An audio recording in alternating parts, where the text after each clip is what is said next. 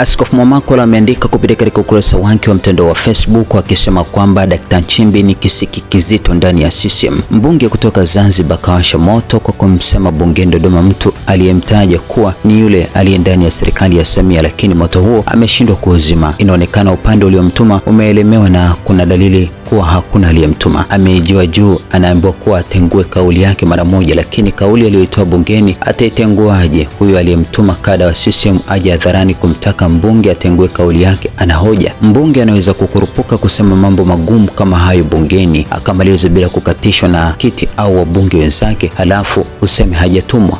Bunge lenyewe hilo la CCM ambalo wapinzani walikuwa wanazuiwa hata wasitumie dakika moja kuongea mambo ya kuipinga serikali, linaweza kweli kuruhusu mbunge azitumie dakika zote hizo kumsema bila ya kunyamazishwa kama hakutumwa na watu wazito ndani ya bunge, chama na serikali?